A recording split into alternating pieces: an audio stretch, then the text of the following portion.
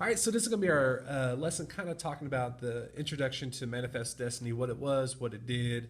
We're going to be looking at 5 different portions of this. So go ahead and make sure when you do this, I would do my paper in a landscape, little side to side motion, and be able to write around it just kind of small. So in the middle of your paper, we're going to write down Manifest Destiny.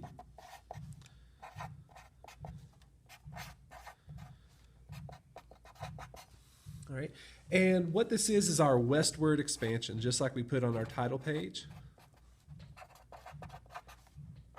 Now, this is going to happen during a time period, SION. It's going to be during the 19th century, so the 1800s is when it's going to begin. And it's going to begin with, in 1803, really, with the Louisiana Purchase. And so if you remember all that stuff where Thomas Jefferson bought it from the French and all that good stuff, that's going to be kind of when it began.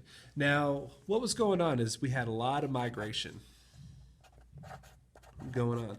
And with the migration, we're going to have the movement of people.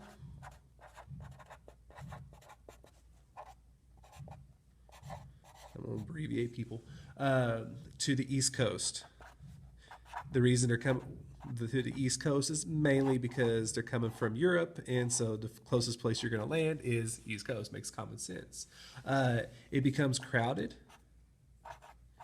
and there's a lot of competition for jobs, manufacturing jobs, and so people are going to start getting a little agitated here. So we're going to have people want to start moving away to find new economic opportunities.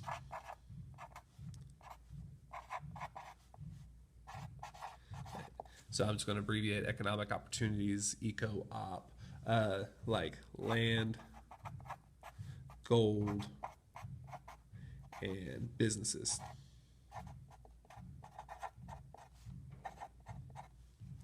All right, so we're going to have that. Now, what's going to happen is we're going to start getting new territory.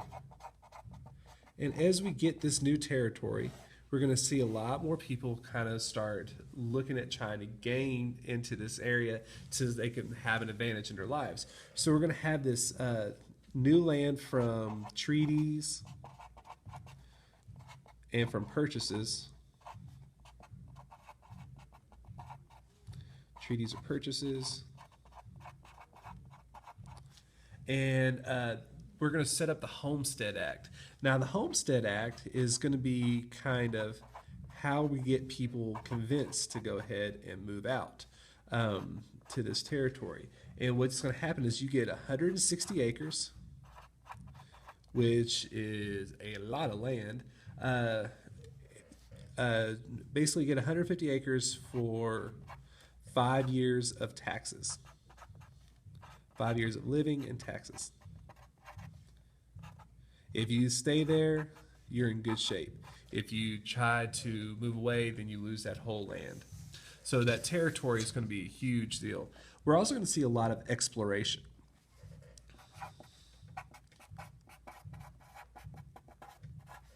Now, during this exploration, people are going to be exploring new lands. So all this area that we have, we're going to start exploring it for places to settle.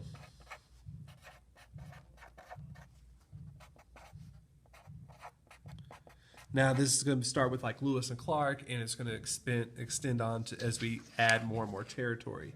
We're going to be looking for quick and safe routes to the West Coast. Quick and safe routes.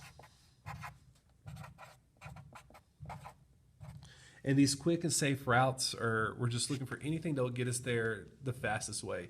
And when you're going by foot or by horse or by wagon, we're not talking about it's going to get there in a couple of days. You're talking about a couple of months, if not more. So we're going to see a lot of need for these little areas. Now, one thing is that the United States is expanding. And this is going to be our long one, is this expansion. And we're expanding west. Moving or expanding west, west of Mississippi River.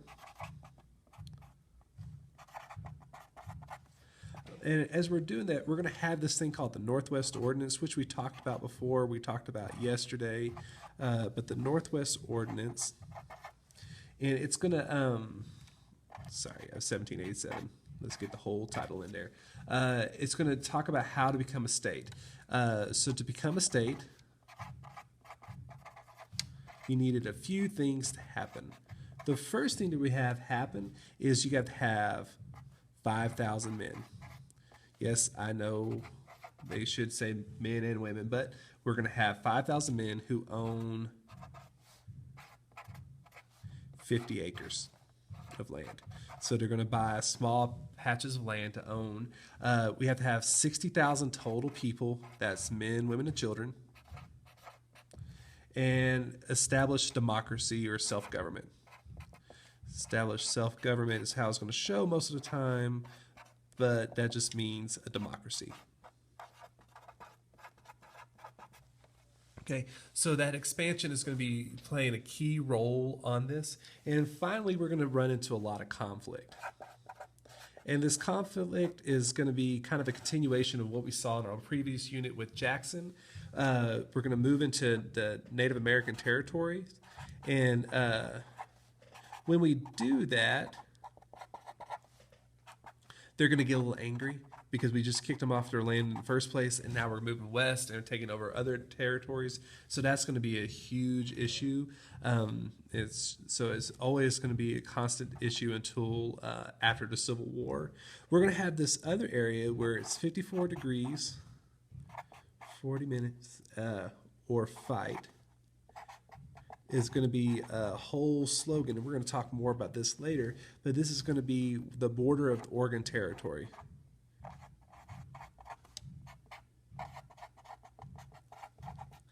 And so that Oregon Territory is going to play a major role. We're fighting this with Britain. So that way we're constantly with them, and we've come up with a treaty to set up the border. And then finally, where we're talking next week, we're going to have the U.S. Mexican-American, basically the Mexican-American War, the U.S. and Mexican War. And so we're going to have these conflicts. So these are going to be the information that we need in our notes, so you can even circle them and come through and just have your information coming from. But this is how everything fell into place with the Manifest Destiny.